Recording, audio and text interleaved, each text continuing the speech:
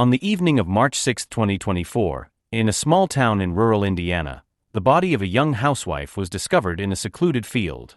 As the investigation unfolded, the police uncovered a shocking scandal involving a Christian priest, an affair, an abortion, and ultimately, murder in the quiet town of St. Mary's Parish, where everyone knows each other's business. Larissa Richardson lived what many would call an ideal life. She had a beautiful home, 2 lovely children, and a hard-working husband, John. But John's dedication to providing for his family meant long hours at the office and late nights buried in paperwork. Larissa, though proud of her husband's success, often found herself alone, her days filled with chores and her nights empty of conversation. It was during one of those lonely days after Sunday service that Larissa first spoke to Father Michael Donovan. The priest had a way about him, calm, understanding, and genuinely interested in the lives of his parishioners. Larissa admired how he always seemed to have the right words for those in need. They started with small talk, discussing the sermon or the latest community event, but as the weeks passed, their conversations grew deeper. Father Michael would ask about Larissa's well-being, and she found herself opening up in ways she hadn't with anyone else. She told him about her loneliness, how John was never around, and how she felt like just another piece of furniture in her own home. Father Michael listened intently, offering comfort where he could, and soon their meetings became a regular occurrence. They would sit in his office at the church, where the walls seemed to close them off from the rest of the world. What started as innocent talks about faith and family slowly turned into something neither of them expected. Father Michael, despite his vows, couldn't deny the growing attraction he felt towards Larissa. She, in turn, found in him the attention and care she so desperately missed. Their first kiss happened on a cold December evening. Larissa had come to the church after another argument with John, tears filling her eyes as she spoke of her frustration and loneliness. Father Michael reached out to comfort her, and before either of them could think, their lips met. The guilt was immediate, but so was the passion. From that moment, they were bound in a secret that would eventually destroy them both. By January, just a month after their first kiss, Larissa began feeling the signs. She was often tired, felt nauseous in the mornings, and her emotions were all over the place. She suspected what it might be but didn't want to face it. The thought that she could be carrying Father Michael's child filled her with both excitement and dread. One evening, after putting the children to bed, she took a pregnancy test. Her hands trembled as she waited for the result. When the 2 lines appeared, confirming her fears, she sat on the bathroom floor, tears streaming down her face. What was she going to do?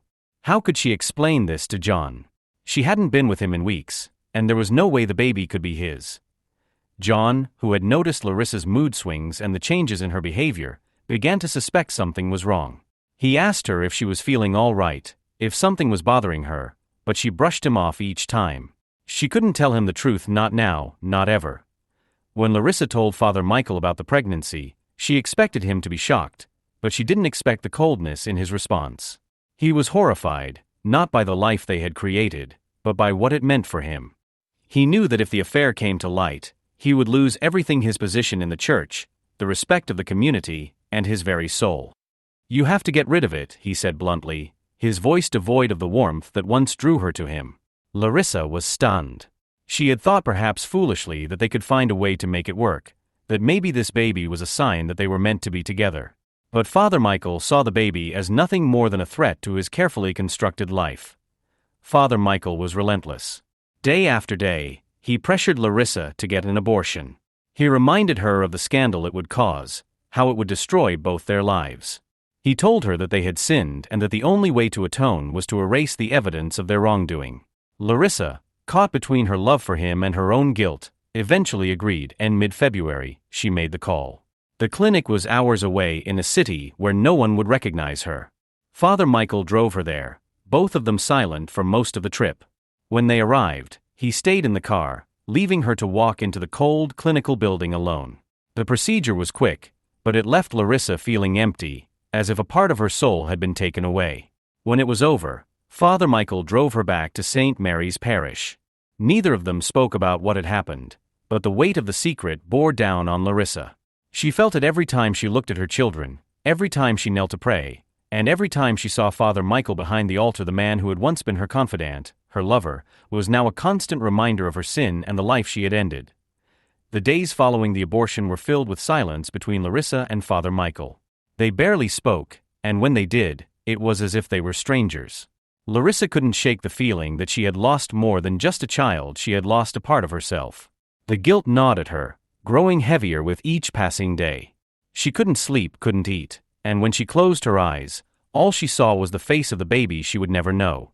One evening, a few weeks later, after the children were asleep and John was still at work, Larissa sat alone in the dark living room, her mind racing. She couldn't keep this secret any longer. The burden was too much to bear.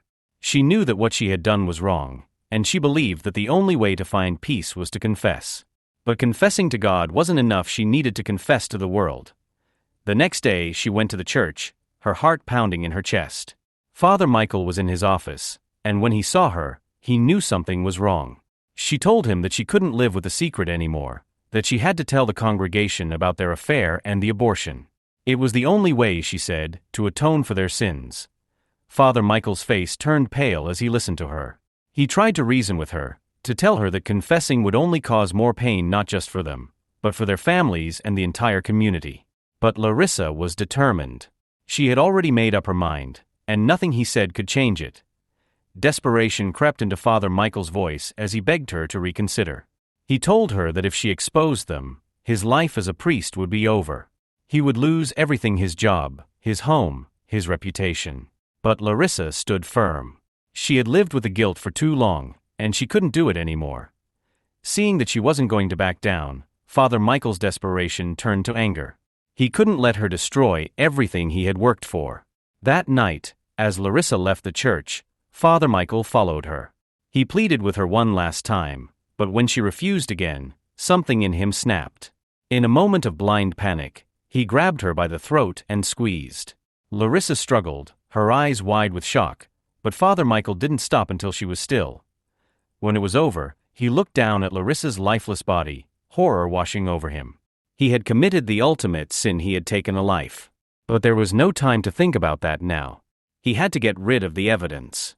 He carried Larissa's body to his car, drove to a remote field outside of town, and left her there, hoping that no one would ever find her. On the morning of March 6, 2024, a local farmer named Joe Matthews was out checking his fields when he saw something unusual in the distance.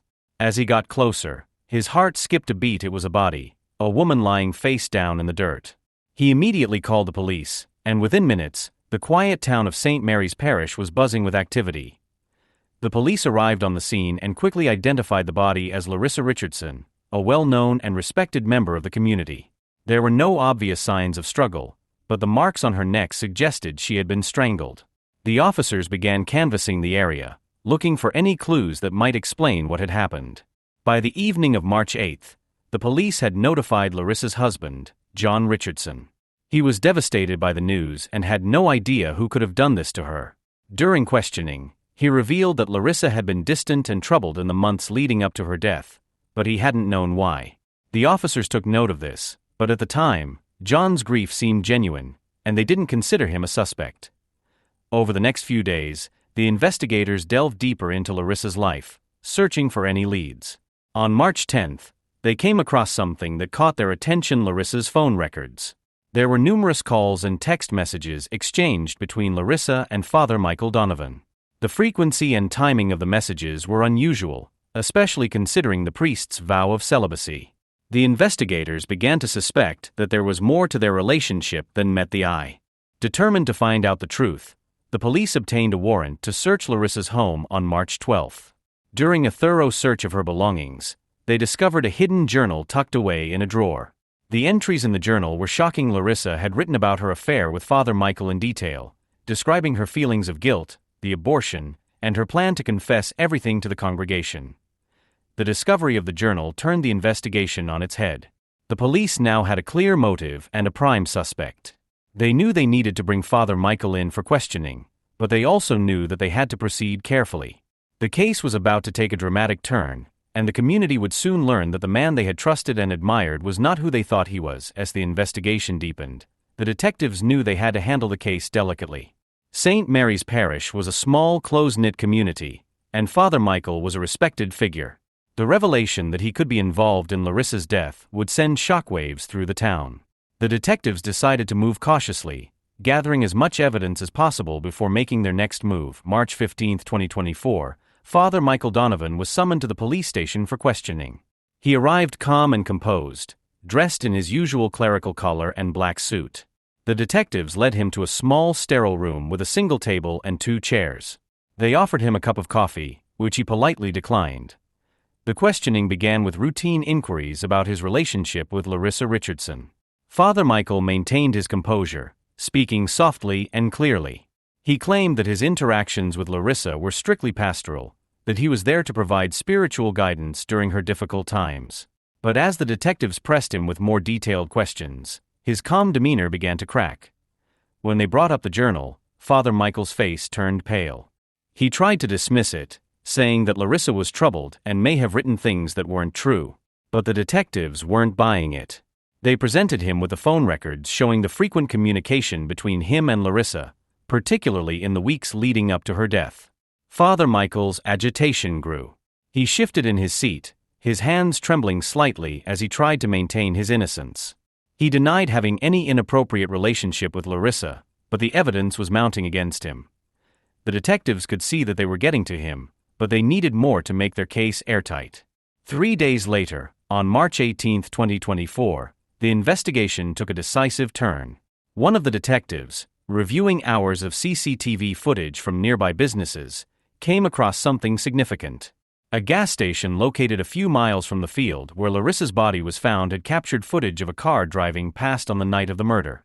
The car matched the make and model of Father Michael's vehicle, and the time matched the window in which Larissa was killed. The detectives knew they had found the missing piece.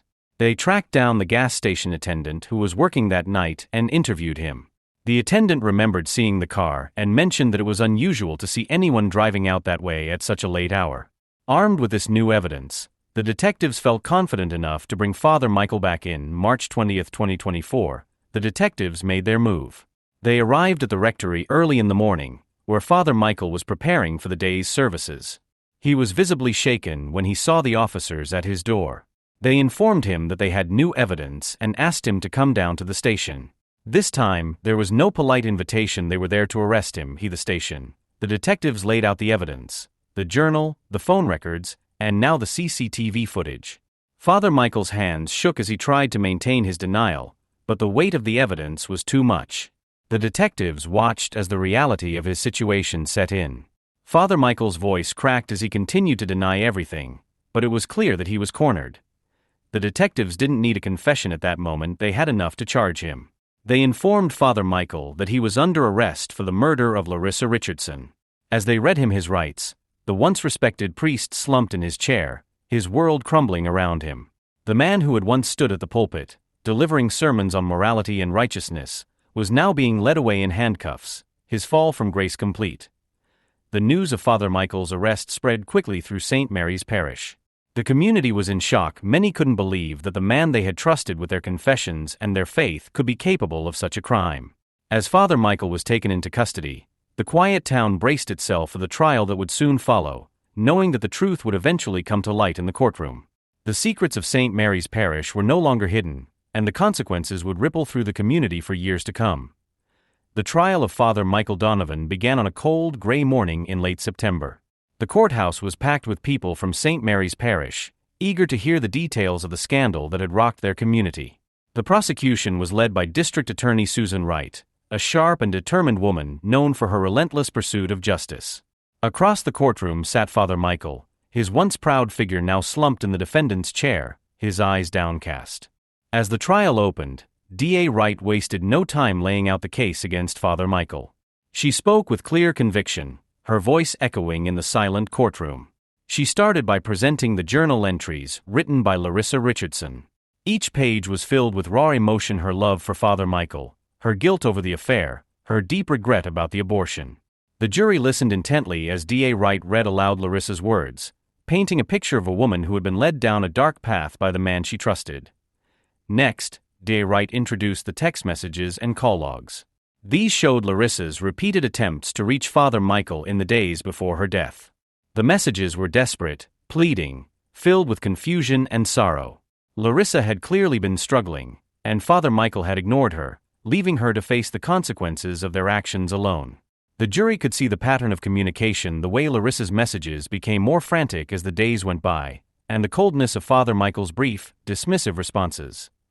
But the most damning piece of evidence came in the form of the CCTV footage from a gas station. The grainy video showed Father Michael's car driving toward the field where Larissa's body was later found. It was late at night, the road deserted, and the timing matched perfectly with the window in which Larissa was murdered. The prosecution also presented forensic evidence, tiny fibers found on Larissa's clothing that matched the interior of Father Michael's car and traces of soil on his shoes that matched the field where her body was discovered. As the prosecution's case unfolded, Father Michael's defense team, led by a seasoned attorney named Richard Green, prepared to counter. When it was their turn, Green stood and addressed the jury. His tone was calm, almost soothing, as he began to weave a narrative of a man pushed to the edge. He didn't deny the affair. It was clear from the evidence that there had been a relationship between Larissa and Father Michael. But Green argued that Larissa had become mentally unstable after the abortion, driven to the brink by guilt and grief. Green claimed that on the night of her death, Larissa had confronted Father Michael, accusing him of ruining her life and threatening to expose him. He argued that Larissa had become violent, and in the heat of the moment, Father Michael had acted in self-defense. It was a tragic accident, Green said, not premeditated murder. The defense presented a few witnesses, parishioners who had seen Larissa looking distressed in the weeks before her death, trying to paint a picture of a woman unraveling. The trial stretched on for weeks, each side fiercely defending their version of events. The tension in the courtroom was palpable, with every new piece of evidence adding to the suspense. The jury watched closely, weighing the arguments, knowing that their decision would change lives forever. Finally, after days of deliberation, the jury returned with their verdict. The courtroom was hushed as the foreman stood, his voice steady but grave. "We, the jury, find the defendant, Father Michael Donovan, guilty of murder in the first degree." A collective gasp swept through the room. Father Michael's face drained of color, and he closed his eyes as the reality of the situation sank in. The once revered priest was now a convicted murderer. He would spend the rest of his life behind bars, his fall from grace complete as the judge pronounced the sentence life in prison, without the possibility of parole. The weight of the verdict settled over the courtroom. The people of St. Mary's Parish, who had once looked up to Father Michael as a moral guide, now saw him for what he had become. The trial had revealed the darkest secrets of their community, and the truth, once hidden, could never be ignored. As Father Michael was led away in handcuffs, the courtroom slowly emptied. The story of Larissa Richardson and Father Michael Donovan would be told for years to come, a cautionary tale of love, betrayal, and the ultimate price of sin. The people of St. Mary's Parish returned to their lives, forever changed by the events that had unfolded in their midst. The trial was over, but the memory of what had happened would linger, a shadow over the town that would never fully disappear. We hope you enjoyed this true crime story as much as we did creating it. Be sure to subscribe to Soralaw for more gripping stories of crime and justice, and click here to watch another thrilling true crime case. Stay safe, stay curious, and we'll see you in the next video.